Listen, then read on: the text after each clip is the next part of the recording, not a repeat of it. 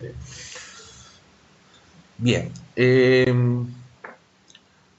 antes, antes de continuar, les hago un comentario con respecto a la semana, a cómo va a ser la actividad académica la semana que viene. La actividad académica o la actividad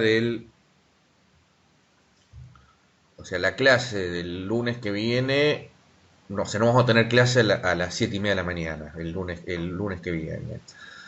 O sea, esa actividad, esa clase va a estar suspendida y nosotros a cambio de eso estoy organizando una actividad académica que es una videoconferencia a las 7 de la tarde sobre el impacto de el tema este del coronavirus en el contrato de trabajo. Bueno, en realidad esa es una videoconferencia que va a ser abierta al público en general. Es la actividad que nosotros vamos a hacer el día lunes, insisto, a las 7 de la noche y por supuesto están todos ustedes invitados a participar y a seguir esa clase. Yo les voy a dejar el link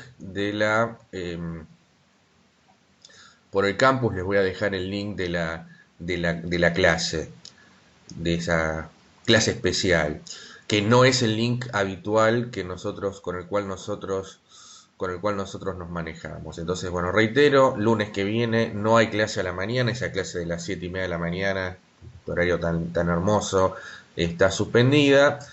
Y lo que sí va a haber ese mismo día, a las 7, pero de la tarde, una actividad académica consistente, abierta para todo el público en general, consistente en ver, luego repetir el impacto del tema del coronavirus en el contrato de trabajo, que bueno, es un tema que es útil a los fines de la materia y por supuesto también a los fines de lo que es la vida cotidiana, de lo que es la vida cotidiana de cada uno de nosotros. Bien, dicho esto, eh, vamos a ver o vamos a continuar donde habíamos dejado con el tema de remuneración y habíamos dejado, si mi memoria no me falla, en el tema sueldo anual complementario. Vimos el tema del salario mínimo vital y móvil, vimos lo que era el tema del salario convencional con algunos ejemplos y bueno, llegamos al tema del sueldo anual complementario. Que en realidad lo que explicamos en la clase pasada tiene que ver con cuál es o sea, cuál es la característica de este sueldo anual complementario aguinaldo, este salario de pago diferido que se venga día a día, mes a mes. Pero nos quedó analizar, hablamos de una 13ª remuneración en el año que se paga en dos cuotas, a mitad de año y a fin de año, pero bueno, nos queda establecer algunas cuestiones con respecto al tema del régimen legal.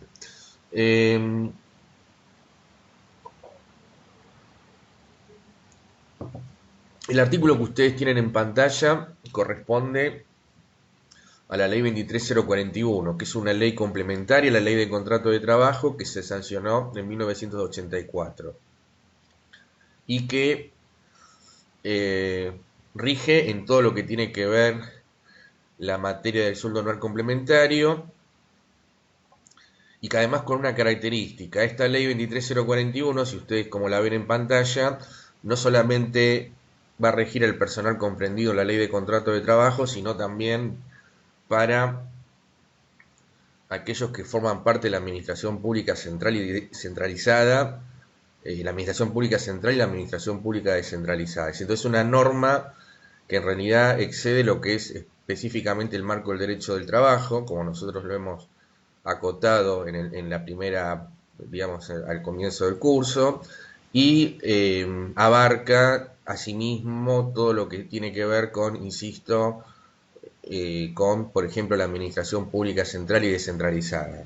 Entonces, en realidad, esta ley a mí se me aplica como profesor de la Universidad de Buenos Aires, más allá de que no estoy vinculado con la Universidad de Buenos Aires por un contrato de trabajo, sino por una relación de empleo público, no estoy por ley de contrato de trabajo, sino por normas de carácter de derecho administrativo, pero en lo que tiene que ver a cómo se me tiene que liquidar el sueldo anual complementario, esta norma es aplicable. Bueno, y ustedes fíjense que allí lo que figura en negrilla de este artículo 1 de la ley 23041 es el que determina cómo debe ser pagada, o sea, cómo es el modo de cálculo de ese sueldo anual complementario. Y fíjense ustedes que la base de cálculo que se va a tomar es la mayor remuneración mensual eh, devengada en el semestre. O sea, dice, vamos, fíjense ustedes, vamos a señalar, 50% de la mayor mensual devengada por todo concepto dentro de cada uno de los semestres, que culminan, dice, en los meses de junio y diciembre de cada año. Entonces, se tiene que tomar de cada semestre, del semestre que termina el 30 de junio y el semestre que termina el 31 de diciembre, la mayor remuneración mensual que corresponda, es decir, que se toman los conceptos que son de carácter remunerativo, quedan fuera lo que son los conceptos no remunerativos, con todas estas problemáticas que nosotros vimos en clases anteriores, y se tiene que tomar, digamos, esa mejor, la más alta, que especialmente con esta situación de alta inflación, normalmente es aquella que se está acercando a la finalización del semestre y se la tiene que dividir por dos. Entonces, esto es lo importante que tienen que tener presente de esta ley, es cómo se determina, y de este artículo es cómo se determina la base de cálculo.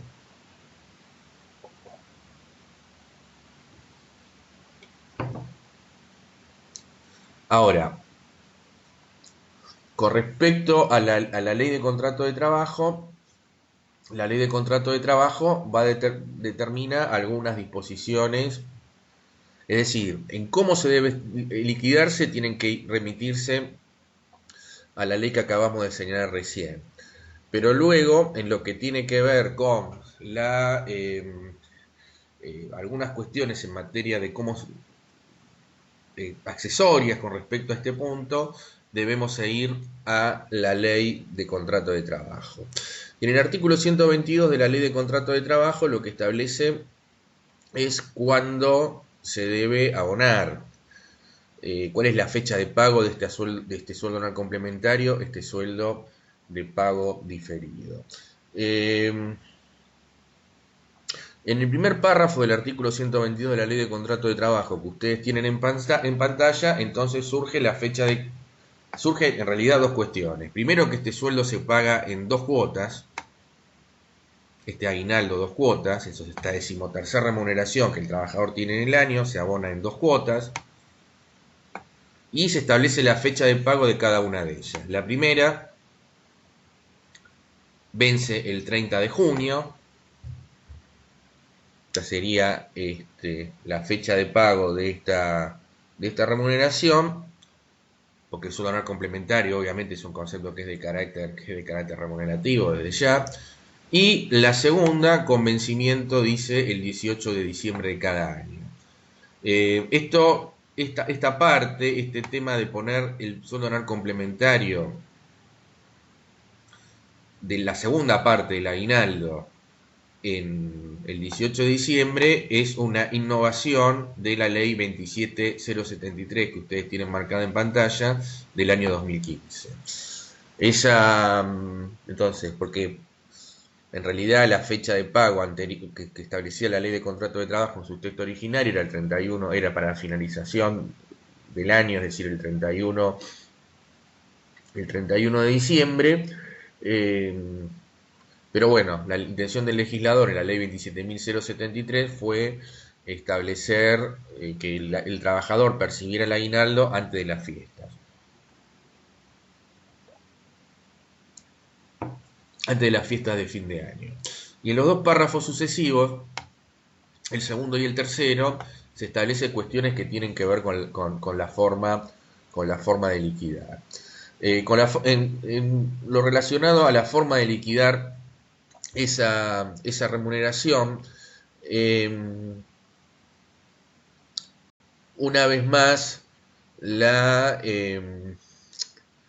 o sea, ratifica en este segundo párrafo, en el párrafo que ustedes tienen acá, el legislador ratifica la solución de la ley 23.041 que acabamos de señalar hace un ratito, porque toma como base de cálculo, es decir, el importe a abonar en cada semestre será liquidado sobre el cálculo del 50% de la mayor remuneración mensual devengada por todo concepto dentro de los 12 semestres que culminan los meses de junio y diciembre de cada año. Es decir, se vuelve a tomar estos dos conceptos, el concepto de remuneración, del concepto o sea, el 50% va a modular sobre la remuneración del trabajador en el semestre, pero la mayor, la mejor.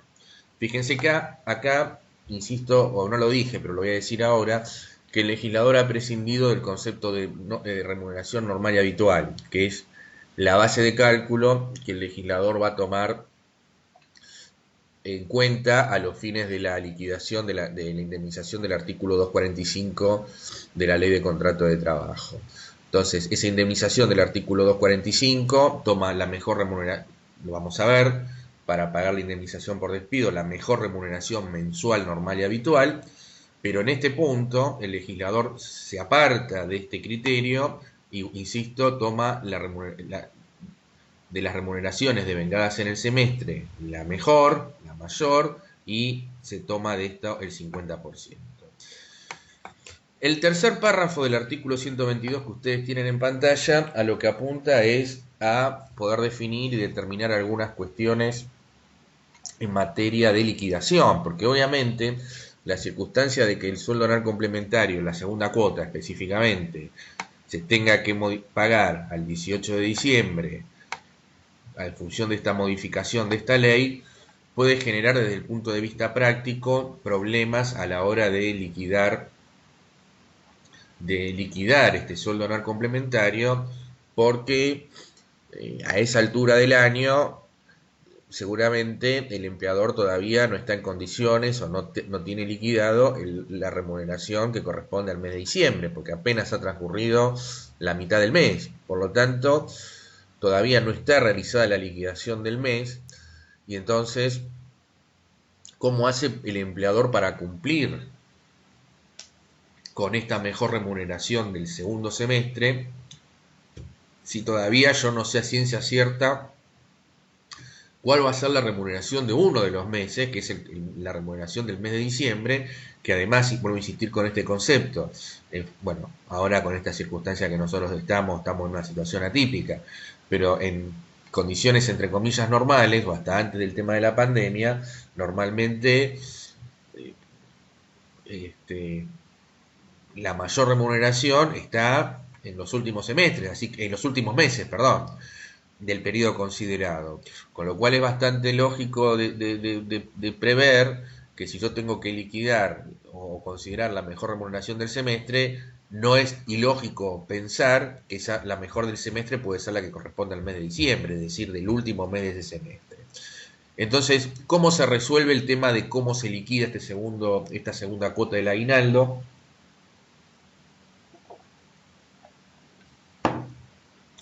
Lo tienen acá ustedes subrayados en el texto. Dice que se debe estimar el salario correspondiente al mes de diciembre. Y esta estimación obedece, insisto, a que todavía no estamos en condiciones de liquidar esta remuneración. Y luego el legislador aclara que si dicha estimación no coincidiere con el salario efectivamente devengado, se procederá a recalcular la segunda cuota del sueldo anual complementario. La diferencia que resultare entre la cuota devengada y la cuota abonada el 18 de diciembre se integrará al salario del mes de diciembre. Entonces, ¿cómo es el procedimiento? Yo para liquidar el sueldo anual complementario tendré que estimar cuál es la remuneración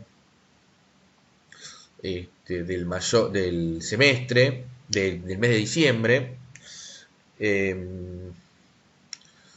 y si existiese pago el sueldo anual complementario, y si al momento de liquidar la remuneración del mes de diciembre resulta que la mayor remuneración terminó siendo superior a la remuneración estimada por el empleador, obviamente va a surgir una diferencia a favor del trabajador en materia de sueldo anual complementario, y en consecuencia esa diferencia se va a tener que pagar juntamente con la remuneración correspondiente al mes de diciembre. Entonces, desde el punto de vista práctico, me parece que lo que uno podría llegar a hacer en este tipo de circunstancias es liquidar el sueldo anual complementario tomando en cuenta los salarios de los 5 primeros meses de ese semestre, eh, digamos, si se da todo en circunstancias normales, ¿no? Si no hay ninguna circunstancia excepcional, por ejemplo, un aumento de sueldo que empieza a correr a partir del mes de diciembre, pero si no, en cuyo caso tendré que estimarlo en base a esa, digamos, eh, a esa nueva remuneración que corresponde a ese mes, pero si las circunstancias son normales, yo puedo tomar en consideración este, los 5 meses anteriores para calcular para tomar la base de cálculo de ese periodo, dividirlo por 2, y si eventualmente en diciembre, no sé, hubo después horas extras que se fueron devengando y por lo tanto la remuneración del mes de diciembre fue superior, bueno, entonces pagar esa diferencia en materia que va a impactar sobre el sueldo anual complementario en oportunidad de liquidación y pago del salario que corresponde al mes de diciembre, ¿no? Yo no sé si queda claro esto, pero bueno, este es un poco el procedimiento que establece la ley a los fines de la liquidación del sueldo anual complementario, insisto, con esta innovación derivada del, de esta reforma, digamos, de esta reforma legal. Eh, bueno, ¿cómo se calcula? Nosotros dijimos lo siguiente, ¿no? Nosotros dijimos que este es un salario. Hubo alguna pregunta la clase pasada con respecto a esto, ya medio sobre el final. Y dijimos que esto, por supuesto, que esta base de cálculo y este modo de cálculo es en la medida que el trabajador hubiese trabajado durante todo el semestre completo. El, el trabajador, o sea, el trabajador gana sueldo anual complementario a medida que va prestando servicio. Entonces puede ocurrir que exista la necesidad de, o sea, que el trabajador no haya prestado servicios durante todo el semestre. Por ejemplo, hoy 30 de abril, supóngase que el trabajador renuncia, y entonces el trabajador, para ponerlo en una situación factible en el contexto eh, legal actual, ustedes saben que los despidos sin causa están suspendidos, es decir, la posibilidad que tiene el empleador de despedir sin causa a un trabajador está vedada por la normativa de emergencia. Entonces no se podría extinguir el contrato de trabajo por un despido sin causa, pero supongamos que el trabajador 30 de abril hoy renuncia. Bueno, claro, se le va a tener que hacer una liquidación final y dentro de esa liquidación final, que obviamente no va a incluir ningún tipo de indemnización, porque ese trabajador eh, no fue despedido, pero sí se le tiene que pagar entre los rubros que corresponden a su liquidación final el sueldo anual complementario que este trabajador devengó durante el periodo trabajado en el semestre. Gabriela, es obligatorio el pago del SAC? Bueno, eso desde ya, digamos, ¿no? El tema del sueldo anual complementario está establecido por la ley, por la ley de contrato, por la ley de contrato de trabajo. eh, y por lo tanto una norma de orden público y por lo tanto es una norma, es algo obligatorio. Pero bueno, en realidad la pregunta, que yo creo que es obvia esta respuesta, no te estoy diciendo, Gabriela, no te estoy diciendo nada novedoso. Pero bueno, la clave de la pregunta es la segunda parte, ¿no? Esta situación particular y especial que estamos, si ¿Qué va a pasar con el tema del sueldo anual complementario?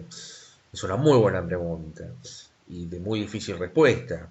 Si yo me guío por la normativa vigente, esto tiene que ser abonado, pero también hay que señalar con respecto a esto que el decreto de necesidad y urgencia que establece, o sea, hoy por hoy esto se está obligado a pagarlo, pero el decreto de necesidad y urgencia que establece este aislamiento, digamos, esta situación que nosotros estamos ahora, este aislamiento social, preventivo y obligatorio, tiene algunas disposiciones importantes en materia del contrato de trabajo, y si bien establece que el trabajador no se vería afectado en su remuneración, la, eh, la normativa remite a una... Bueno,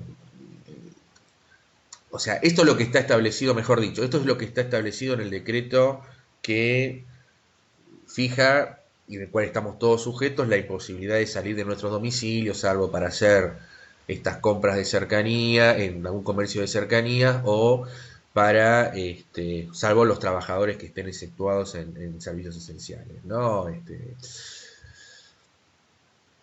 La,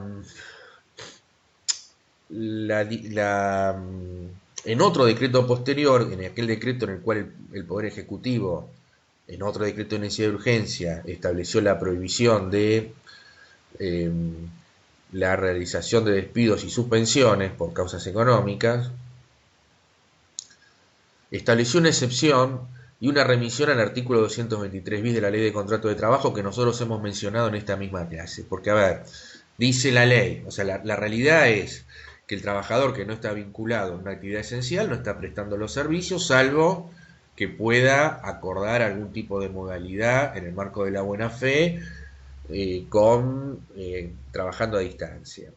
Pero bueno, sin perjuicio de ellos, digamos, la ley de contrato de trabajo establece o sea, el empleador no puede acudir a la suspensión por causa de fuerza mayor, pero dice la normativa de emergencia que puede recurrir al artículo, un dispositivo que está en el artículo 223 bis de la Ley de Contrato de Trabajo que nosotros hemos mencionado.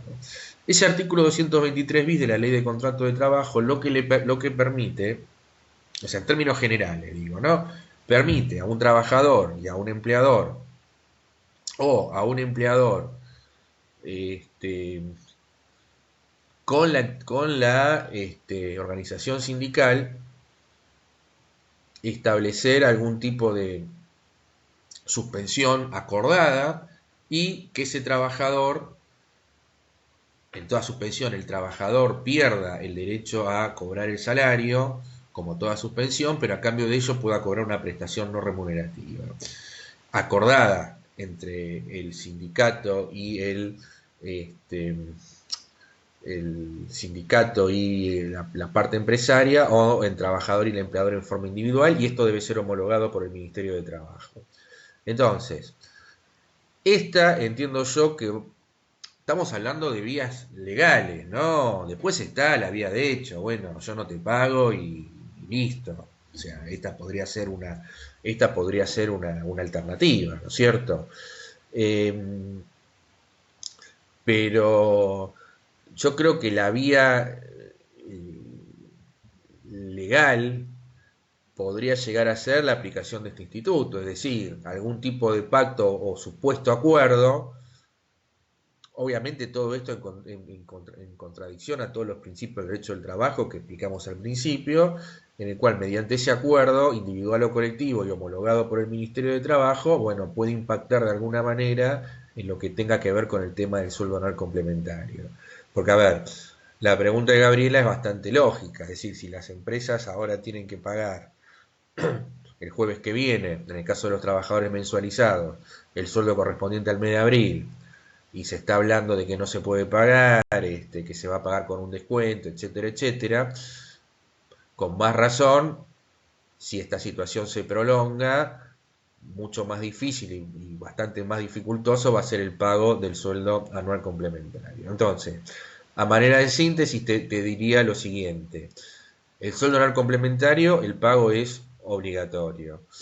Punto 1. Punto 2. La normativa de emergencia establece como principio general la obligación de mantener, por parte del empleador, de mantener los ingresos habituales del trabajador, dentro de los cuales debe estar considerando el sueldo anual complementario. Punto 2. Punto 3. Hay un mecanismo legal que permitiría una suerte de suspensión del contrato de trabajo y por una vía de acuerdo entre trabajador y empleador y o eh, con la organización sindical que homologado por el Ministerio de Trabajo, insisto, es el artículo 223 bis, que permitiría sustituir la remuneración legal, la que corresponde, por una prestación no remunerativa acordada. Bueno, esto es un poco, esto así a grandes rasgos, bueno, este es uno de los temas que nosotros vamos a abordar en la videoconferencia del lunes a las 7 de la tarde, ¿no? Porque bueno, obviamente por eso les digo que este es un gran tema, ¿no? Pero bueno, veremos qué pasa, además desde el punto de vista fáctico, de acá a junio, una eternidad, ¿no? Puede pasar muchas cosas todavía. Y si no, miren ustedes 2 meses para atrás y todo lo que pasó, ¿no? Y si hace 2 meses nos hubiésemos imaginado que íbamos a estar en esta situación, ¿no es cierto? Bueno, no sé si Gabriela te contesté lo que me estabas consultando. Y si queda alguna duda con respecto a esto, me querés hacer algún comentario.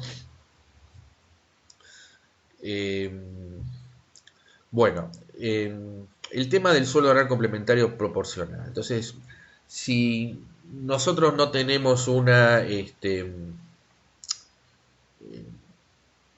ver, dijimos que, supongamos, volvemos al caso que estaba planteando hace un ratito. Trabajador renuncia el 30 de abril del año 2020, se produce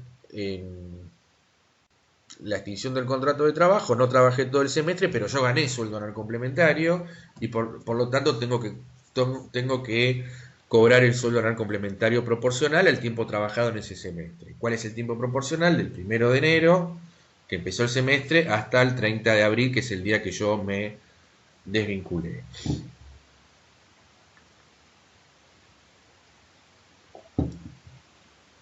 Bueno, acá un punto 1 que puse en el tema de la pantalla tiene que ver con el concepto, ¿no? Este tema de que la mayor remuneración del semestre, el sueldo anual complementario,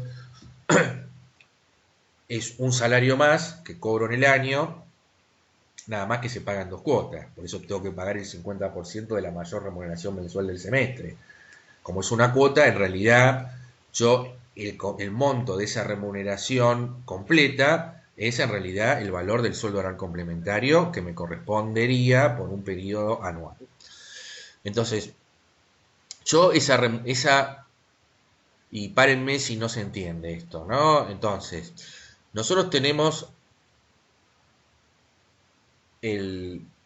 o sea, si yo tomo esa mayor remuneración del semestre completa, ese valor me va a representar el sueldo anual complementario completo, obviamente.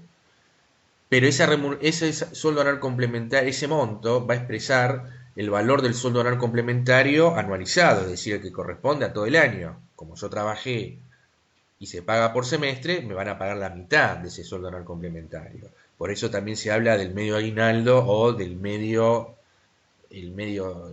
SAC.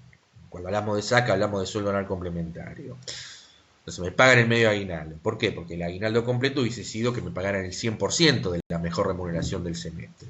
Entonces, esa base de cálculo originaria, que es la mayor remuneración del semestre, equivale al sueldo anual complementario de todo el año. Es decir, es un valor expresado en términos anuales. Pero si yo tengo que liquidar el sueldo anual complementario en forma proporcional en función de cantidad de días X que fueron trabajados en el semestre, yo tengo que convertir ese monto anual en un monto diario.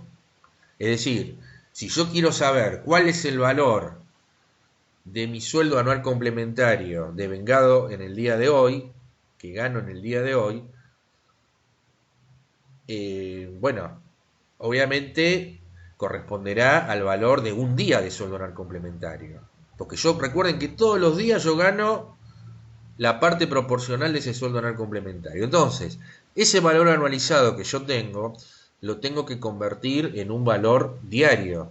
Y la manera para convertir en un valor diario, obviamente, es tomar esa base de cálculo, insisto, la mayor remuneración del semestre, dividiéndola por 365. Bueno, acá es como está en pantalla, convertir ese monto anual, la mayor remuneración del semestre, en el valor diario. Por lo tanto, tomo la base de cálculo, insisto, que es la mayor remuneración del semestre, y lo divido por 365. ¿Qué es lo que estoy haciendo? Estoy convirtiendo un valor anualizado en un valor diario. ¿Cuánto vale un día de sueldo anual complementario? Que este va a ser el resultado de este cociente, ¿no? De esta división. El día de un sueldo anual complementario deriva de dividir la base de cálculo, es decir, la mayor remuneración del semestre, por 365. Luego, el cálculo es muy sencillo, porque si yo tengo el valor de un día de sueldo anual complementario, tendré que multiplicar por la cantidad de días comprendidos en el semestre, y yo ahí voy a tener el resultado del sueldo anual complementario proporcional. En rigor hay muchos modos de cálculo. Entiendo yo que es fácil de entender, es más fácil de entender y de explicar en mi modesto punto de vista. Bueno, y me da un número preciso, ¿no es cierto? Porque yo no lo estoy convirtiendo, a ver, quizás si en mi relación se extinguiera hoy el 30 de abril, sería también, se podría liquidar de otra manera, porque, a ver, yo tomo esta base de cálculo, la divido por 12, porque, a ver, en vez de convertirlo en un valor diario, ese monto anualizado lo convierto en un valor mensual, lo multiplico por la cantidad de meses, en este caso 4, y tengo el valor también del sueldo anual complementario proporcional, pero obviamente para que ese valor esté bien liquidado, tiene que darse la circunstancia de que la extinción del contrato opere justo en el último, o sea, por meses completos. Pero bueno, ese sistema no me va a servir si la relación se hubiese extinguido el 20 de abril o si se hubiese extinguido no sé, el 10 de mayo. Entonces, este sistema, este mecanismo que ustedes tienen en pantalla, me parece el mecanismo más sencillo como para liquidar el sueldo anual complementario.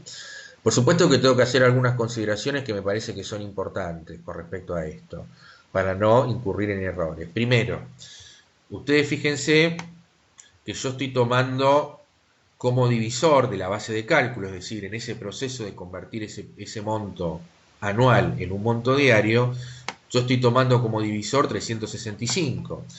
¿Qué quiere decir esto? Que estoy dentro de esos 365, están incluidos digamos, los días hábiles, inhábiles, sábados, domingos, feriados, el día del gremio, el feriado puente, está todo incluido dentro de esos 365. Son días laborables y días que no se trabajan. Cuando yo tengo que multiplicar el valor del día del SAC por la cantidad de días comprendidos en el semestre, obviamente yo tengo que seguir el mismo criterio. Entonces, si yo tengo que multiplicar, no sé, los días comprendidos entre el 1 de enero y el 30 de abril, por poner un caso, la fecha del día de hoy, obviamente yo tengo que sumar la cantidad de días que hay en el semestre, incluyendo sábado, domingo, feriado, puente, etcétera. Porque tengo que ser coherente entre el valor que tomo como divisor es decir, la cantidad de días que considero comprendido en el año con la cantidad de días que considero comprendido en el semestre.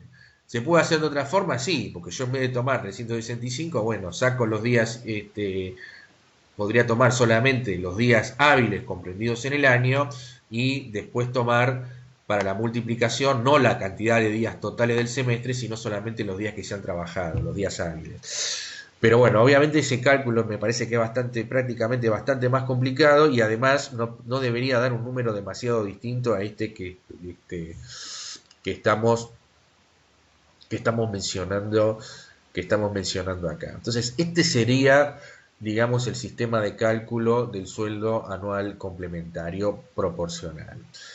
Cuando nosotros hablamos de mayor remuneración del semestre, y hablamos en realidad, esto es una aclaración importante, cuando nosotros hablamos de remuneración, hablamos de la remuneración bruta, es decir, la remuneración sin los descuentos. Siempre hablamos de remuneración bruta. Por supuesto, el sueldo anual complementario después a la vez va a tener los descuentos que nosotros vamos a ver ahora vamos a ver ahora en un ratito. Bueno, esto con respecto al sueldo anual complementario, bueno, acá tengo expresado entonces en definitiva cómo debe hacerse el cálculo del sueldo anual complementario proporcional, ¿no? Base de cálculo, es decir, la mayor remuneración del semestre, dividido 365 por la cantidad del día del semestre, esto me da el SAC proporcional. 365 estamos hablando de todos los días considerados todos los días del año.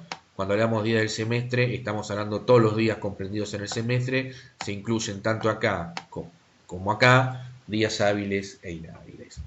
Bien. Bueno, vamos a pasar, si esto queda más o menos claro, digamos, a otro tema importante, que es el tema de la tutela de la remuneración. Es decir, cómo se protege el tema de la remuneración, específicamente en la ley de contrato de trabajo. Toda la tutela de la remuneración está vinculada con un principio que nosotros hemos señalado, que la remuneración tiene carácter alimentario. Tiene carácter alimentario. Y ese carácter alimentario tiene que ver con, en función de ese carácter alimentario, el legislador trata de garantizar que esa remuneración se cobre en forma íntegra, cómoda y en tiempo oportuno. Que sería un poco los conceptos que trata de garantizar el legislador. Vuelvo a repetir entonces el concepto: salario de carácter alimentario y debe tutelarse. Y el legislador lo que ha perseguido en toda su regulación tutelar es el pago en tiempo, en forma íntegra, un poco lo que estábamos hablando, el gran tema que está en tela de juicio ahora con la situación de emergencia, la integridad del salario, lo que se llama la intangibilidad del salario, la imposibilidad jurídica de disminuir el tema del salario, el pago, que después el pago se realice en forma cómoda, es decir, sin que se le ponga obstáculos al trabajador. Entonces esto tiene que ver con estos dos primeros conceptos, ¿no? El tema de los medios de pago y el tema del lugar de pago, y obviamente en tiempo oportuno. Y entonces acá aparece el cuarto punto que yo he establecido sobre los mecanismos de tutela de la remuneración. Es decir, que estos 4 puntos que ustedes tienen en pantalla: medios de pago, lugar de la remuneración, periodos y plazo de pago, integridad del salario, todos estos aspectos están regulados y reglamentados en la ley de contrato de trabajo para alcanzar los objetivos que nosotros acabamos de señalar recién.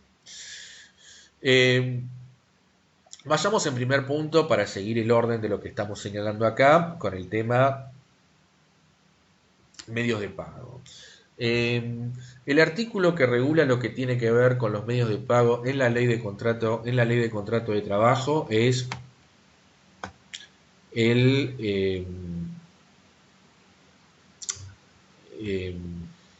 el artículo 124 de la ley de contrato de trabajo que ustedes tienen en pantalla. Artículo 124 habla de medios de pago, ineficacia de los pagos, siempre hablando de la remuneración. El artículo 124, si ustedes lo leen, dice que las remuneraciones en dinero debidas al trabajador deberán pagarse bajo pena de nulidad en efectivo, cheque a la orden del trabajador para ser cobrado personalmente por éste o quien él indique, o mediante la acreditación en cuenta bancaria a su nombre en entidad bancaria o en institución de ahorro oficial. Dicha cuenta especial tendrá el nombre de cuenta sueldo y bajo ningún concepto podrá tener límite de extracciones ni costo alguno para el trabajador en cuanto a su constitución, mantenimiento o extracción de fondos en todo el sistema bancario, cualquiera fuera la modalidad extractiva empleada. La autoridad de aplicación podrá disponer que en determinadas actividades, empresas, explotaciones o establecimientos, o en determinadas zonas o épocas, el pago de las remuneraciones en dinero debidas al trabajador se haga exclusivamente mediante alguna o alguna de las normas previstas y con el control y supervisión de funcionarios o agentes dependientes de dicha autoridad. El pago que se formalizare sin dicha supervisión será declarado nulo. En todos los casos, el trabajador podrá exigir que su remuneración le sea abonada en efectivo.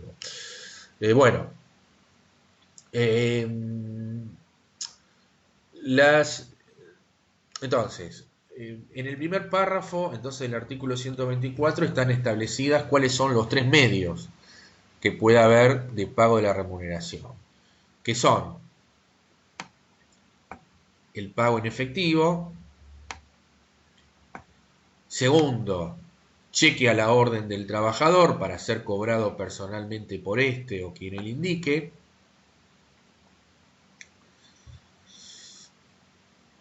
es decir, un cheque para ser cobrado en ventanilla, en definitiva. Y la tercera opción es la de acreditación en cuenta abierta a nombre del trabajador. Únicos medios de pago de la remuneración. Si no se cumple con alguno de los medios de pago, la ley habla de nulidad de los pagos, es decir, que ese pago sería ineficaz, no se podría invocar, digamos, yo creo que más que nulo podemos hablar de un pago ineficaz, es decir, carece de todo efecto. Ahora bien, a la vez, en el tercer párrafo del artículo que ustedes tienen en pantalla, se autoriza mejor dicho, se faculta a la autoridad de aplicación, esto es al Ministerio de Trabajo, para que de estos tres medios de pago que ustedes tienen en el primer párrafo, la autoridad de aplicación pueda elegir alguno de ellos, dicen determinadas actividades, empresas, etcétera, en determinadas zonas o épocas, ¿no? Entonces podría establecer que el pago de las remuneraciones en dinero se haga a través de uno de los sistemas, de uno de los medios que están acá en el primer párrafo del artículo. Y bueno, como todos ustedes saben, o sea, a lo mejor no lo saben desde el punto de normativo, pero cualquiera de ustedes que si están trabajando en blanco, o porque tengan un familiar trabajando en blanco, saben que el pago de la remuneración se efectiviza mediante el depósito en cuenta, porque efectivamente el Ministerio de Trabajo dictó esta resolución, que es la 360/01 del Ministerio de Trabajo, Empleo y Formación de los Recursos Humanos. Esta denominación es la que tenía el Ministerio de Trabajo en esa época, en virtud de la cual todos los empleadores deben abonar las remuneraciones en dinero a su personal mediante acreditación en cuenta bancaria. Entonces, si bien el artículo 124 que acabamos de ver recién establece tres medios de pago, faculta a la autoridad de aplicación para elegir alguno de ellos en determinadas actividades, épocas, etc., el Ministerio de Trabajo interpretó que eso le daba facultades no solo para hacer una resolución parcializada en actividades o zonas, sino que estableció una norma de carácter general, es decir, todos los empleadores deben pagar a sus trabajadores su remuneración mediante acreditación en cuenta bancaria. Por lo tanto, este medio de cálculo es obligatorio. En ese caso, entonces, el artículo 124 lo que hace es establecer cuáles son las características que tiene que tener esta cuenta sueldo, que se va a denominar de esta forma, y fundamentalmente más que las características, porque todo lo que tiene que ver con características va a estar reglamentado por eh, directivas o normas emanadas del Banco Central de la República Argentina, pero sí la ley impone la absoluta gratuidad que tiene para el trabajador esta cuenta sueldo, no solamente en términos de falta de pago, de imposibilidad jurídica de cobrar algún tipo de tasa al trabajador o de importe por la utilización de esta cuenta sueldo, sino también en materia de extracciones, ¿no? Porque fíjense ustedes que la ley dice que ese trabajador no debe tener límites en cantidad de extracciones ni costo alguno para el trabajador. Cuando hablamos de límites, obviamente se está refiriendo a la imposibilidad que se limite la cantidad de extracciones en el cajero automático, por ejemplo, ¿no?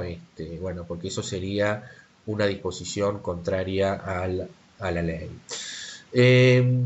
En el último párrafo del artículo 124 que acabamos de leer recién, le da el derecho al trabajador, que siempre tiene este derecho, a exigir que la remuneración le sea abonada en efectivo. Entonces, el régimen es, en definitiva, obligatoriedad del empleador de pagar mediante acreditación en cuenta bancaria. Esa cuenta bancaria se llama cuenta sueldo.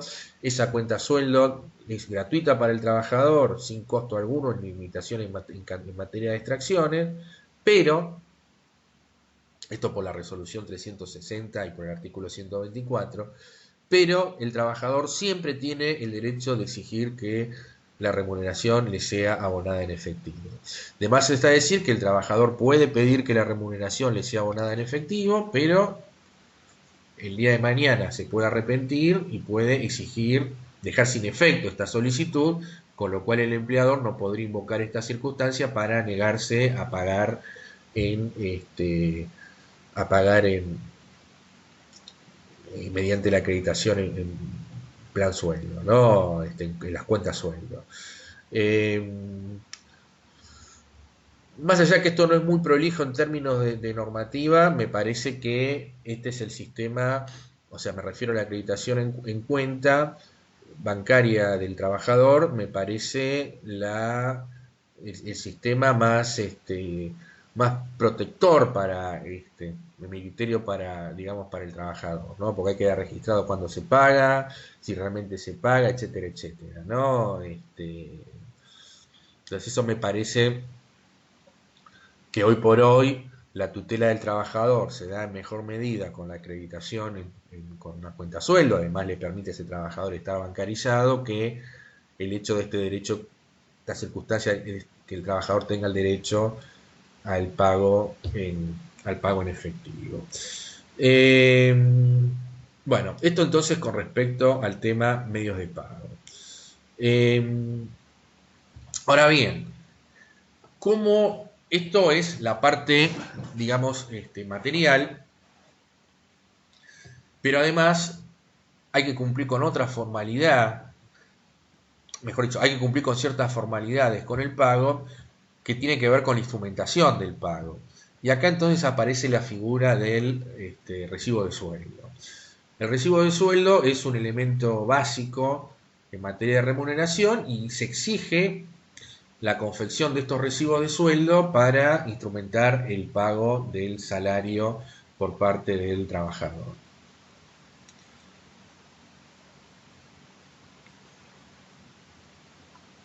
Eh, Gabriela me está haciendo una pregunta. eh, si el empleador puede cerrar, creo que sí, si el empleador puede cerrar la cuenta, ¿no?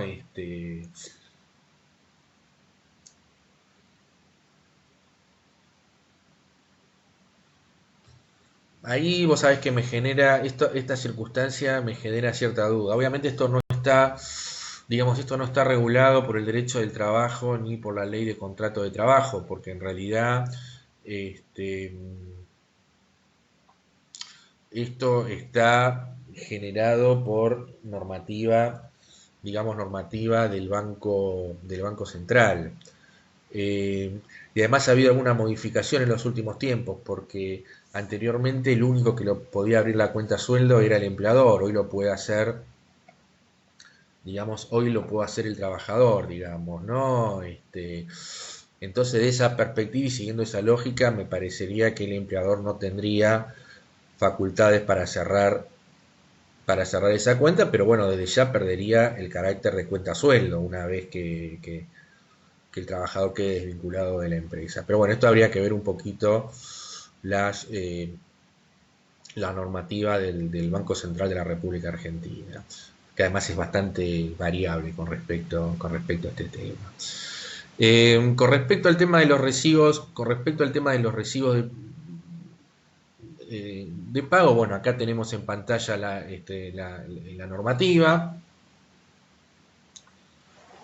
Todo pago en concepto de salario u otra forma de remuneración instrumentada mediante recibo de sueldo firmado por el trabajador. El artículo 139 establece el doble ejemplar, es decir, que en realidad un recibo de sueldo, un ejemplar queda en poder del empleador firmado por el trabajador y otro tiene que quedar en poder del trabajador. Esto es muy importante desde el punto de vista práctico porque cuando nosotros veamos, ahora, mejor dicho, ahora en este artículo, que es el artículo 140, vemos cuáles son el contenido que tiene que tener ese recibo de sueldo, nosotros vamos a poder advertir que el contenido me va a permitir a mí, mejor dicho, le va a permitir al trabajador poder tener datos básicos de esa relación laboral y de cómo está registrada esa relación laboral en definitiva. A mí, si me viene a consultar un trabajador como abogado, porque tiene un conflicto, lo primero que yo le pido son los recibos de sueldo. Después me va a explicar todo, pero bueno, un dato fundamental es el tema de los recibos de sueldo, porque yo a través de esos recibos de sueldo voy a poder ver datos básicos de quién es el empleador que lo tiene registrado a cuál es el salario registrado, cuál es la fecha de ingreso, etcétera, etcétera. Y fíjense ustedes, lo ven ahí en pantalla, contenido del recibo de sueldo. Esto sigue en esta página, ¿no? Va del inciso A hasta el inciso K. Fíjense ustedes, los nombres, tanto del empleador como del trabajador, tiene que figurar en el recibo de sueldo. Esto es más fácil explicarlo con un recibo a la vista, ¿no? Pero bueno, vamos a hacer un repaso de esto y en todo caso, en la clase que viene o por algún mecanismo subimos algún modelo de recibo de sueldo para aquel que nunca haya visto un recibo de sueldo. Pero bueno, obviamente tiene que figurar los nombres de las partes de ese contrato, empleador y trabajador. En el caso del empleador, el domicilio, el quit. Todos estos elementos yo ya los veo y tienen que estar en el recibo de sueldo. Luego, de la perspectiva del dato del trabajador, el nombre, no el domicilio, pero sí el nombre y apellido del trabajador, el quit y la calificación profesional. Esto es muy importante porque nosotros dijimos en clases anteriores que es un trabajador, o sea, yo tengo que liquidar un sueldo, por ejemplo. Entonces tengo que determinar qué convenio se aplica en esa empresa en función de la actividad, porque la actividad de la empresa en principio me va a determinar el convenio colectivo que se aplica. Esto es lo primero que yo tengo que hacer. Entonces, bueno, si es una actividad que se dedique, es un comercio, se va a aplicar, la empresa se dedica a esa actividad comercio, por lo tanto, el convenio que se va a aplicar es el convenio 130/75, que es el convenio que rige la actividad comercio y servicios. Entonces, bueno, ya determiné convenio colectivo aplicable. Punto número 2. Lo que tengo que hacer es encuadrar al trabajador, porque en ese convenio colectivo va a tener diferentes categorías. Entonces, yo tengo que encuadrar a ese trabajador en una de las categorías del convenio. Ese encuadramiento, esa categoría que le corresponde al trabajador, a mí me va a surgir del recibo de sueldo. A mí, quiero decir, en qué categoría lo encuadró dentro de ese convenio al trabajador, tiene que surgirme del recibo de sueldo. Después eso será real o no, pero a mí eso me sirve como para poder hacer alguna determinación al respecto. A mí me refiero como abogado, ¿no? Bueno, después vamos a ver qué es lo que debería tener, qué falta acá, qué falta en el recibo de sueldo, qué debería contener el recibo de sueldo. Bueno, después, obviamente importante es un recibo de sueldo, todo tipo de remuneración que perciba el trabajador.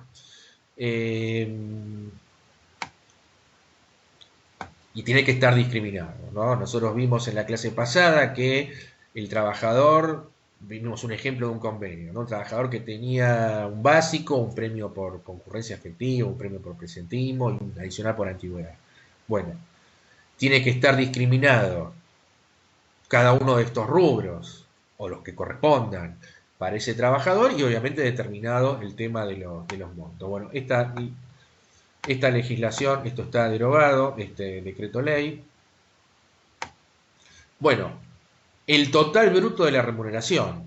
Esto es decir que la remuneración tiene que estar expresada en el bruto, es decir, la remuneración sin los descuentos, y luego debe tener el importe de las deducciones, es decir, los descuentos que se le efectúan al trabajador por aportes jubilatorios u otros autorizados por esta ley, embargos y demás descuentos que legalmente correspondan. Es decir, por un lado, en ese recibo van a aparecer la remuneración bruta, luego tienen que aparecer los descuentos discriminados, el descuento que corresponde a jubilaciones, el descuento a obra social, si hay, no sé si está afiliado al sindicato, el descuento que corresponde en materia de afiliación. Recuerden ustedes que nosotros dijimos en clases anteriores que el empleador actúa, una de las obligaciones contractuales, deber de iniciativa y deber de diligencia del empleador, actuar como agente de retención, que es una obligación contractual que tiene el empleador.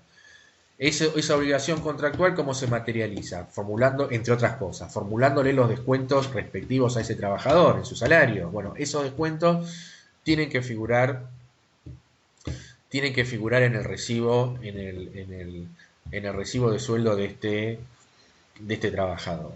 Eh, obviamente tiene que figurar el importe neto, es decir, el importe que a mí me va a aparecer en acreditado en el cajero automático.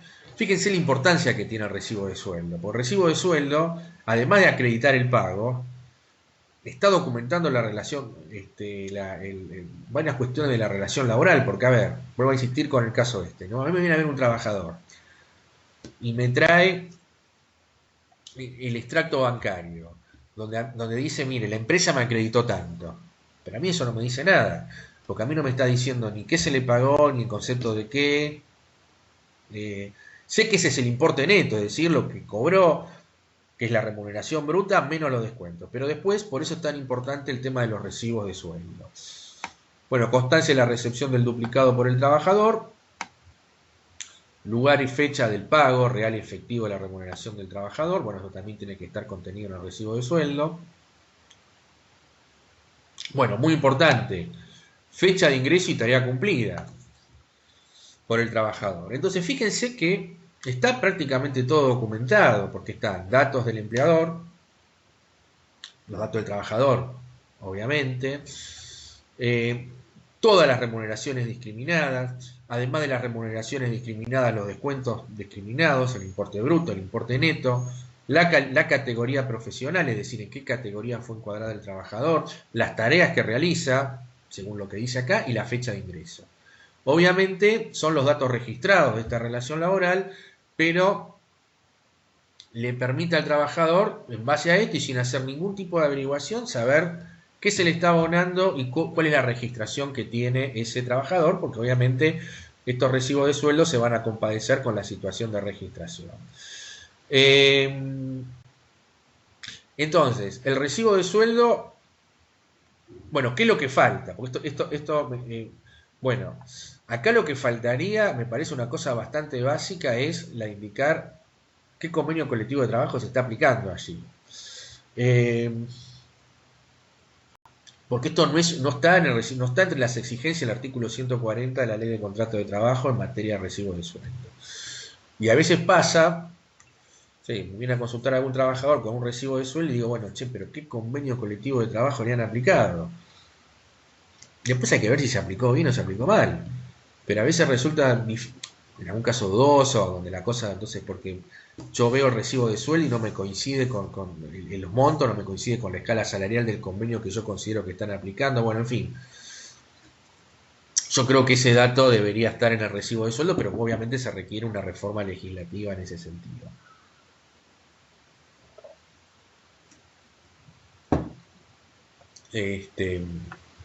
Bien.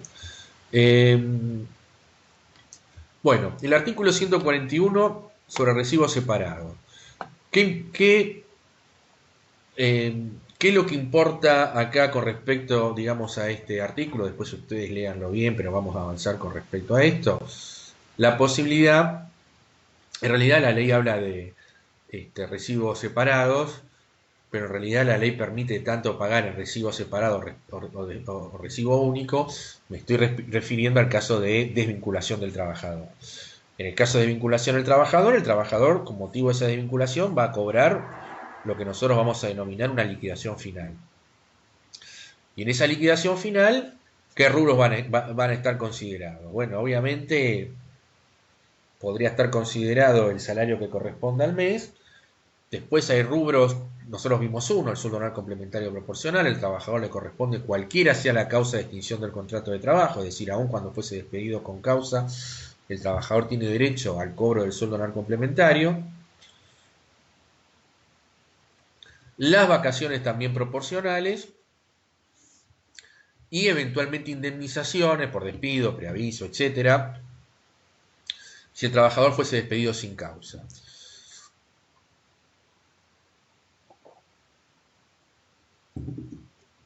Modo de pago, el mismo que el de la remuneración, es decir, con acreditación en cuenta. ¿Cómo se instrumenta el pago? También mediante recibo de sueldo, que se puede hacer en un recibo separado, es decir, un recibo específico para esa liquidación final, o en un único recibo, es decir, no hay ningún inconveniente, la ley lo permite, que en un recibo de sueldo figure, supóngase que lo despidió, supongamos en situaciones normales, el día de hoy se lo despidió sin causa al trabajador, que eso estuviese permitido por la ley, entonces bueno, a ese trabajador se le paga el salario del mes en curso, el mes de abril, indemnización, el preaviso, SAC proporcional, vacaciones proporcionales, etcétera. Bueno, ese pago puede instrumentarse en un único recibo de sueldo. Está perfectamente permitido. Obviamente, lo que la ley exige es la discriminación de conceptos y cantidades. No es que yo le puedo pagar un monto global, sino que en ese recibo de sueldo me tendrá que figurar indemnización por despido, indemnización por preaviso, SAC proporcional, salario del mes, etcétera, etcétera. Ese recibo de sueldo tiene que estar firmado por el trabajador y el artículo 142 de la Ley de Contrato de Trabajo establece un principio bastante importante, ya cuando hay algún conflicto, porque en la redacción actual el artículo 142 establece que si a ese recibo de sueldo le faltara o le faltase algún requisito, bueno, no es que es inválido, sino que, bueno, es el juez que deberá apreciar si ese recibo tiene la eficacia de tal, porque además, digamos que el recibo juega, vuelvo a insistir con esto, una doble función. Por un lado, documenta ciertas cuestiones básicas de la relación laboral en función de lo que marca el artículo 140 de la Ley de Contrato de Trabajo, por un lado. Y por el otro lado, hace digamos, la función es propia de cualquier recibo, es decir, documenta, acredita la realización de un pago. Es decir, es la prueba que tiene el empleador de que ese trabajador se le pagó. Así como cuando ustedes pagan el alquiler, por ejemplo, la firma del recibo por parte del dueño del inmueble que ustedes están como inquilino, es la constancia que ustedes tienen de que le han pagado. Bueno, acá con el recibo de sueldo, como cualquier recibo, el recibo de sueldo tiene también esta característica. Ahora, si ese recibo no cumple con todos estos requisitos que formalmente la ley exige, la ley, en vez de optar por entender que ese recibo carece de toda eficacia y por lo tanto el pago no se tiene por realizado el pago, la ley dice, bueno, aunque no se cumplan con todos los requisitos, el juez deberá determinar qué eficacia cancelatoria puede tener ese recibo que no cumpla con alguno de los requisitos. Es decir, en definitiva, deja librado la validez de ese recibo a la decisión judicial. Bien. De todas maneras, a ver, voy a poner un ejemplo práctico. Vamos a salir un segundito de todo esto, ¿no? Para aquellos, o sea, ustedes saben que una parte importante de la población está en informalidad, está en negro. Y muchas empresas pagan en negro, bueno, obviamente le pagan, si está en negro, le pagan en negro. Y muchas empresas le hacen firmar al trabajador un recibo. Por supuesto, no un recibo de estos, del artículo 140 de la Ley de Contrato de Trabajo. Un recibo común y silvestre donde donde, bueno, el trabajador manifiesta haber recibido un pago X. Se lo hacen firmar al trabajador, desde ya que no se le da doble ejemplar al trabajador. Y bueno, siempre me quedó la duda cuál es o sea, jurídicamente eso no sirve para nada, porque a ver, si bien según la normativa que nosotros estamos señalando acá, ese recibo podría servir para acreditar el pago, aunque no cumpla con ninguno de los requisitos del artículo 140 de la Ley de Contrato de Trabajo, si hubiese algún tipo de juicio, ese recibo no podría ser adjuntado a juicio porque implicaría para ese empleador que tiene un trabajador no registrado la admisión de esa relación laboral. Entonces, bueno, es un tema que nunca he terminado bien de entender cuál es por qué se hace firmar ese recibo, más allá que una cuestión psicológica de que el trabajador vea como que ha firmado algo, digamos, ¿no es cierto? Pero bueno, este es un punto, digamos, anexo a lo que nosotros acabamos de señalar recién. Bueno, acá hay un tema muy importante. Si bien el tema de la acreditación del pago naturalmente se hace mediante el recibo de sueldo, el tema de las constancias bancarias es un elemento que es muy importante porque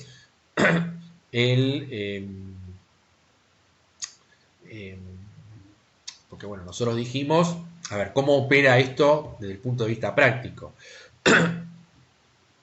Bueno, como todos ustedes estarán, el que está en blanco, hoy ya está poniendo la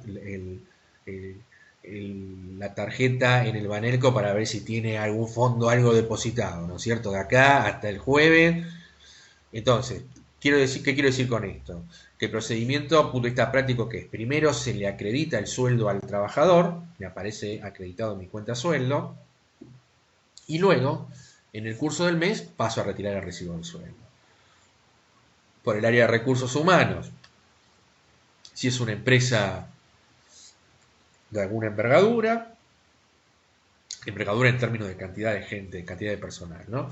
Y si no, bueno, el mismo empleador le requerirá al contador y bueno, a los días yo tendré el recibo de sueldo, es decir, yo tengo acreditado en mi cuenta el importe antes que la firma del recibo.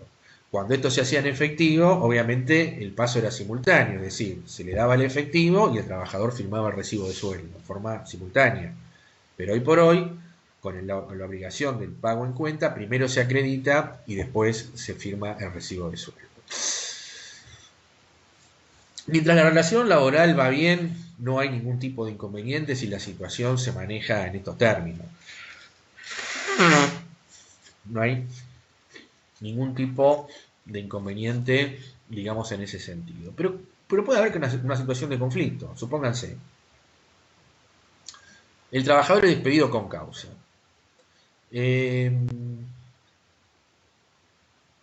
Bueno, el empleador le tiene que pagar la liquidación final a ese trabajador que es despedido con causa. Ese despido que va a incluir salario del mes que trabajó, el sueldo anual complementario proporcional, vacaciones proporcionales, que después vamos a ver cómo se liquida. Pero bueno, no va a tener el trabajador derecho al cobro de ningún tipo de indemnización. Le deposita en su cuenta sueldo esa liquidación final sin la indemnización. El trabajador está muy enojado porque lo echaron, no le pagaron la indemnización, no quiere ir, no está enojado, pero no quiere ir. Por lo tanto, se confecciona el recibo de sueldo, pero el recibo de sueldo el trabajador nunca lo viene a firmar. ¿Qué pasa en todos esos casos? Bueno, lo dice la ley de contrato de trabajo en el artículo 125 que ustedes tienen en pantalla. Las constancias bancarias de esa acreditación en cuenta va a ser prueba suficiente del hecho del pago. Es decir, la circunstancia que el trabajador no firme el recibo de sueldo no obsta a que el empleador pueda acreditar el pago mediante constancias bancarias que acrediten la existencia del pago. Entonces, si hubiese algún tipo de juicio, por ejemplo, supóngase este trabajador termina haciendo un juicio a este empleador y dentro de lo que le reclama es el pago de la liquidación final, es decir, del SAC proporcional, vacaciones proporcionales, etcétera, etcétera. Es decir, reclama la indemnización por despido de ya, pero además dentro de los rubros que reclama, no se reclama el salario del mes, las vacaciones proporcionales, SAC proporcionales, y el empleador dice, no, che, pero si esto se lo pagué. Lo otro discutamos si corresponde o no, pero esto se lo pagué, pero no tengo el recibo de sueldo firmado, no importa, porque el artículo 125 de la Ley de Contrato de Trabajo permite la acreditación de todos estos pagos mediante las constancias bancarias. Los recibos de sueldo igual son importantes, que estén confeccionados, ¿por qué? Porque va a poder acreditar la imputación de ese pago, es decir, cuando el perito contador vaya a la empresa y tenga que imputar para hacer una pericia contable en un juicio y tenga que imputar ese pago, le va a servir el recibo de sueldo formulado y liquidado por el empleador y no abonado y no firmado por ese, digamos, por ese trabajador. Entonces, bueno, importancia de este artículo 125 a la hora de la prueba del pago.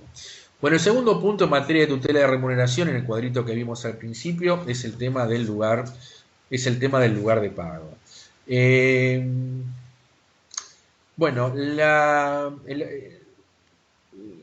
aplicación de este artículo 129 es bastante limitada en la actualidad por esta circunstancia que la resolución 360 del Ministerio de Trabajo exige que la remuneración se pague en efectivo. De manera tal que en buena medida esta disposición solamente sería aplicable en aquellos casos en que el trabajador opte por el pago en efectivo. Esta opción me olvidé de decirlo, digamos, pero para que sea válido por lo menos debería estar formulada por escrito, es decir, el empleador no podría abonarle la remuneración en efectivo a su trabajador invocando esta opción que ejerce el trabajador en función de lo dispuesto en el último párrafo del artículo 124 si no existe por lo menos una constancia por escrito. Esto no lo exige la ley en forma taxativa, pero deriva del principio de la buena fe. Sí, bueno, en principio la regla es el pago en acreditación en cuenta. El trabajador puede pedir el pago en efectivo, pero en ese caso lo tiene que hacer por lo menos mediante una presentación por escrito. Bueno, si esto ocurre, acá hay algunas cuestiones con respecto al lugar de pago, que es en días hábiles, siempre en el lugar de trabajo y durante la jornada de trabajo, ¿no? Bueno, después hay una serie de cuestiones. Bueno, un tema muy importante es sacarlo del segundo párrafo, ¿no? El pago a un familiar cuando el trabajador estuviese imposibilitado de poder cobrar, con autorización suscrita por el trabajador, pudiendo el empleador exigir algún tipo de certificación, pero vuelvo a insistir, todas estas cuestiones son cuando el pago no se efectiviza en cuenta y la regla general es que el legislador, la normativa vigente apunta a este tema, ¿no? Al tema de la acreditación en cuenta para evitar situaciones de fraude en definitiva, ¿no es cierto? Porque, a ver, el recibo de sueldo, nosotros vimos recién, tiene que contener la fecha de pago. Por supuesto que la fecha de pago del recibo de sueldo va a ser una fecha de pago legal, pero en ningún... pero esto no quiere decir que sea la fecha real de pago. El recibo de sueldo puede ser una fecha y después pagarse 15 días después, digamos, ¿no? Entonces, bueno, la importancia del tema de que el pago sea mediante acreditación en cuenta, porque bueno, ahí lo que queda constancia en el banco. Bueno, luego esta norma tiene algunas disposiciones poco peculiares en el día de la fecha, como que el salario no pueda pagarse en lugares donde se expendan bebidas alcohólicas, etcétera, etcétera, pero bueno, insisto que esta norma tiene escasa aplicación en la actualidad. Eh, bien.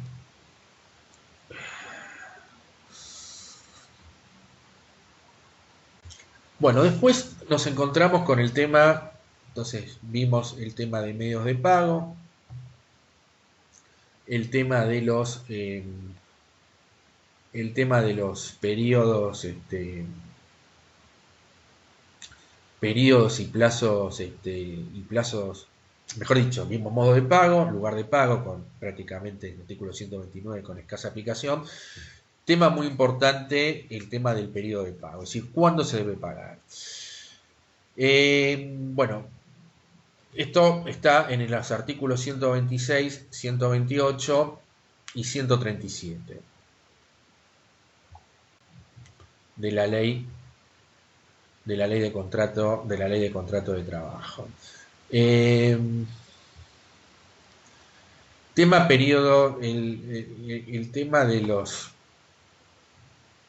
periodos y plazos de pago. Eh, las remuneraciones siempre se deben pagar a periodo vencido. Bueno, esto no estoy, la verdad que no les estoy descubriendo, no les estoy diciendo nada que sea novedoso, ¿no? Es decir, primero se trabaja y la remuneración se paga a mes vencido. Lo que se va a pagar ahora en materia de remuneración corresponde siempre a la remuneración del mes de abril. Se trabajó en el mes de abril, bueno, digamos con estas particularidades que nosotros tenemos ahora, se paga mes vencido. Entonces, el artículo 146, personal mensualizado, obviamente al vencimiento de cada mes calendario. Si el personal se le paga por jornal o por hora, que es otra posibilidad que se tiene en materia de pago, la remuneración se paga al vencimiento de la semana o de la quincena. O sea, se puede pagar por semana o por quincena. Y después, en el caso del personal remunerado por pieza o medida, es una posibilidad que se en materia de remuneración, en cada semana o quincena, porque se debe pagar en estos periodos, bueno, se debe pagar la parte que corresponda al trabajo, digamos, al trabajo realizado. El plazo, específicamente, porque estos son los periodos, que puede ser en definitiva, se paga por mes, por semana o por quincena, con esta periodicidad. El plazo es el siguiente. Si la remuneración es mensual, se paga en los 4 días hábiles posteriores al vencimiento del mes. Lo mismo ocurre con la remuneración quincenal. Y se paga, por el contrario, en forma semanal, el plazo de pago son 3 días hábiles desde la terminación de la semana. Entonces, la remuneración no se paga en el quinto día, ni en el 10, ni ninguna cosa por el estilo. Cuarto día hábil. Entonces, para saber cuánto es el periodo de pago de esta remuneración que corresponde al mes de abril, va a ser el jueves que viene. Mañana 1 de mayo es feriado, sábado y domingo días no laborales, de manera tal que fecha de pago, lunes primer día, martes segundo, miércoles tercero, jueves cuarto día. Por eso esta fecha es tan clave, porque digamos cualquier disposición que se quiera adoptar en términos de qué es lo que se va a pagar, etcétera, etcétera, las empresas tienen como último día para pagar, en el caso de las remuneraciones mensuales y quincenales, cuarto día hábil posterior al mes, en este caso el jueves de la semana que viene. Y la ley de contrato de trabajo, en el artículo 137, establece lo que se denomina la mora automática. Es decir, esto que ustedes tienen acá establece la denominada mora automática. La mora es un concepto jurídico que lo voy a tratar de explicar en términos sencillos. Es decir, la mora implica la situación de incumplimiento, en este caso, del deudor. El deudor del pago de la remuneración, obviamente, es el empleador. Es el empleador el que está obligado al pago. Él es el deudor de esa obligación. Tiene los periodos para poder cumplir con esa obligación, lo que nosotros estamos diciendo acá. Y entonces, la mora es la situación jurídica de incumplimiento. La mora, desde el punto de vista jurídico, se puede operar por dos formas. En forma automática o requiriendo una interpelación fehaciente. El segundo de los casos, mora por interpelación fehaciente, es decir, para que el deudor esté en situación de incumplimiento, se requiere una intimación. Hasta que no existe la intimación, ese deudor no está incumpliendo. Y el segundo supuesto jurídico que se admite es la denominada mora automática, que es la que adopta el legislador en el texto que ustedes tienen en pantalla. Es decir, acá no se requiere ningún tipo de intimación, el mero transcurso del tiempo coloca, en este caso al empleador, en situación de incumplimiento. Si no se le paga o se le paga en forma incompleta, por ejemplo. Porque acá fíjense que también la mora se produzca cuando se deduzca, retenga, etcétera. Es decir, si hay una deducción del sueldo, el empleador va a estar en mora con respecto a esa parte de la remuneración. Recuerden ustedes lo que vimos al principio de la clase, de la cursada, cuando vimos el tema de los principios. Fíjense cómo se relaciona todo. Si hay un pago insuficiente, el trabajador firma el recibo de sueldo, retira la plata del cajero, siempre se considera como un pago a cuenta, es decir, el trabajador puede reclamar la diferencia. Esto es un tema muy importante en materia de derecho laboral. Y ese empleador va a estar en mora. ¿Qué quiere decir? Por ejemplo, que jurídicamente pueden empezar a correr los intereses moratorios que ya corren desde el momento, digamos, de que incurriera en mora el empleador, digamos, ¿no? Bueno, me queda un puntito más que es el tema de los descuentos, pero bueno, esto lo vamos a ver esto en la clase que viene. Entonces vamos a interrumpir acá, por lo menos la parte mía, siempre abierto al tema de consultas que me puedan hacer. Mientras ustedes piensan o ven si tienen alguna duda, me quieren formular alguna consulta, les vuelvo a recordar para aquellos que se sumaron después o tarde a la charla de hoy, el día lunes no hay clase a las 7:30 de la mañana, es decir, no se van a tener que levantar tan temprano, si es que lo hacen por el curso nuestro. O sea, no hay clases a la mañana. La actividad académica que nosotros vamos a tener el lunes, insisto, es una videoconferencia sobre el impacto del tema del COVID-19 en las normas, en el contrato de trabajo, ¿no? Y bueno, una de las dudas que ustedes están acá planteando lo vamos a ver con mayor profundidad en esta videoconferencia del lunes que viene, que va a ser a las 19 horas, en otro link, y que yo el link se los voy a pasar a través del campus. Y nos volveríamos a encontrar ya para la cursada normal el jueves que viene a las 7:30 de la mañana. Bueno, quedo abierto para algún tipo de consulta que ustedes me puedan realizar. Y si no la hay, bueno, ya dejamos interrumpida la clase, libero a aquellos que tienen otro curso virtual a las 9 de la mañana, que son unos cuantos, por lo que me han comentado. Y bueno, no habiendo más dudas, bueno, les agradezco el haberse levantado temprano, haberme escuchado.